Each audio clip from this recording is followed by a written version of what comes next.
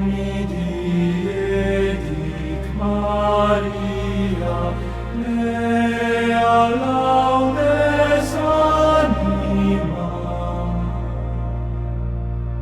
ejus festa, ejus gesta, cole devotissima,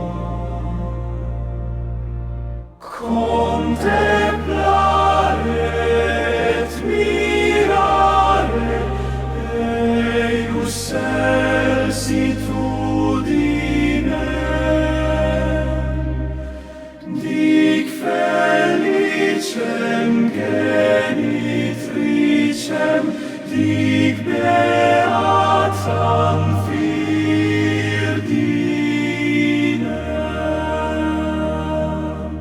ipsam coleut demone, criminum deliberet, hanc appella ne procella, vitiorum superet. Ec persona nobis dona, contulit coelestia, ec regina nos divina, illustravit gratia. Lingua mea dic trophea virginis puerbera, quae inflictum maledictum miro transfert germine, sine fine dic regine mundi laudum cantica,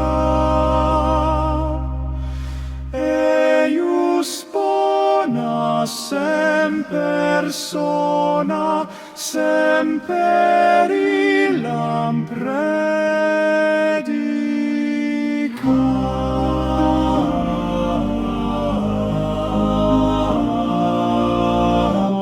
Omnes mei sensus ei personate gloriam,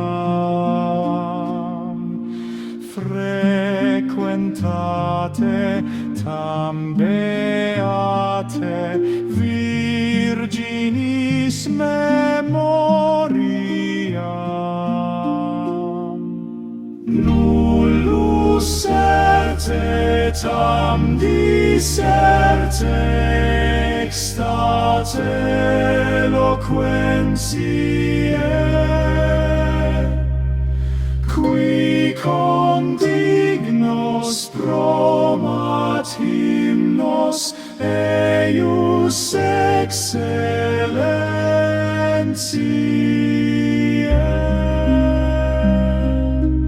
Omnes lauventum de gaudent, matrem Dei interdingat,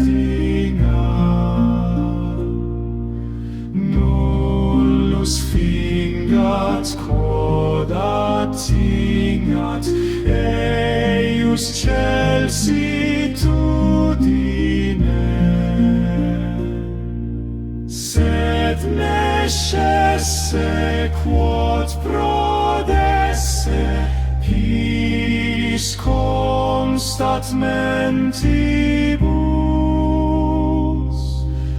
ut intendam quo